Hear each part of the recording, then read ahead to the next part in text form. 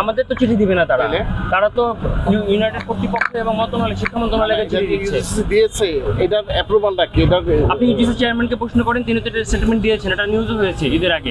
In fact তারপরে তিনি মন্ত্রণালয়ের সাথে যোগাযোগের জন্য 2টা মাধ্যম ব্যবস্থা করে দিয়েছেন, আমরা সেই মাধ্যমে যোগাযোগ করেছি। আমরা মন্ত্রণালয়ে একাধিক দিন গিয়েছি, সচিবরা যারা যোগাযোগ পার্সন ছিলেন তারা যোগাযোগ করে বলেছেন ঠিক আছে তোমরা আসো, আমরা কথা বলার ব্যবস্থা করে দিচ্ছি। মন্ত্রণালয়ের সামনে গিয়ে শিক্ষার্থীরা 2 ঘন্টা 2.5 ঘন্টা গেটে দাঁড়িয়েছিল, তারা কেউ দেখা করেন নাই। আচ্ছা, আমরা কি করতে পারি বলেন? ঠিক আছে, এখন আমরা আমাদের জায়গা থেকে সর্বোচ্চ চেষ্টা করেছি, কারণ আপনি খেয়াল করে দেখবেন শুনলাম জি আপনাদের সাথে নিয়ে আমি একটু আগে ওনাদের কাছে প্রস্তাব দিয়েছি, স্যারও প্রস্তাব দিয়েছি, আপনাদের সাথে নিয়ে আমরা বসবো, ডেফিনেটলি আপনাদের সাথে নিয়ে বসবো, কিন্তু এই জনভোগান্তি না করে এগুলো সেন্টিমেন্টটা বিপক্ষে যায়। ঠিক আছে, আমরা আমাদের ছেলেপেলে পড়তেছে, আমরা এই পার্সেন্ট ছেলেপেলে আমাদের পড়তেছে, ঠিক আছে, আমরা ভোগান্তি করতে চাইনি ভাই। ঠিক আছে, এটা একটু ছেড়ে দেন, সেটা আপনাদের সাথে নিয়ে বসবো। আমাদের এই মুহূর্তে কোনোভাবেই ছাড়া হবে না স্যার, বলেন আধা ঘন্টার মাঝে কখন? আমি যদি আরেকটু বলি, গতকালকেও বিশ্ববিদ্যালয় কর্তৃপক্ষের সাথে আমরা যোগাযোগ করেছি।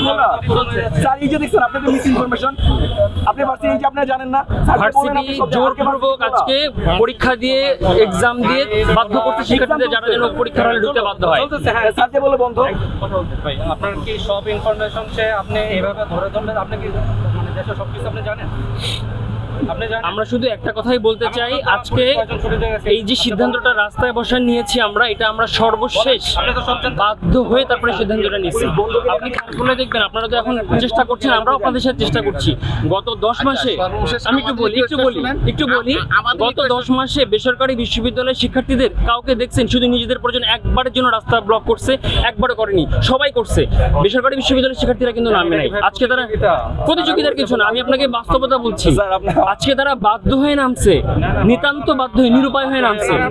এই যে শিক্ষার্থীরা যারা আছে কাফনের কাপড় পরে রাস্তায় আসছে, একটা যদি দুর্ঘটনার শিকার হয় এটার দায়িত্ব রাষ্ট্র এড়াইতে পারবে না।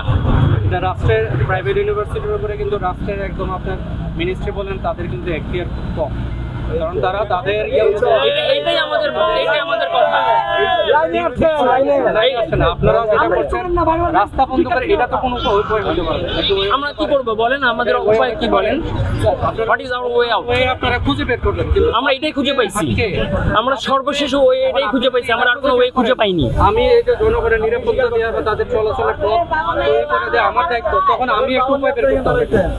আমরা আপনাদের শান্তিপূর্ণ হয়ে বলতেছি, আমরাও তো শান্তিপূর্ণভাবে অবস্থানটা করতে চাচ্ছি, আপনাদেরকে নিয়ে আমরা কথা বলবো প্রয়োজন অথরিটির সাথে। আমি কিন্তু সেই অফারই দিচ্ছি আপনাদের। একটা জিনিস আমি বলবো, সেটাও যদি আপনারা না শুনেন, একটু সম্মানের সহিত একটা কথা শুনেন, সম্মানের সহিত আপনাদেরকে ছোট ভাই হিসেবে একটা কথা শুনুন, স্যার। আপনি বললেন যে আপনি প্রাইভেট ইউনিভার্সিটি অথরিটির সাথে বসবেন আমাদেরকে নিয়ে, এটা কেন এমন হচ্ছে না যে চলেন বসি? সেটাই তো বললাম যে আপনাদের তো এটাই বলতেছে, আপনারা রাস্তাটা খালি করেন, আপনাদের নিয়ে আমরা বলবো। আমি তো সেটাই বললাম। তাহলে আপনারা ইউনাইটেডে যান, আপনাদের কি প্রসিডিউর, এই প্রসিডিউরের বাইরে কিছু করার সুযোগ আছে কিনা আমাদের জন্য?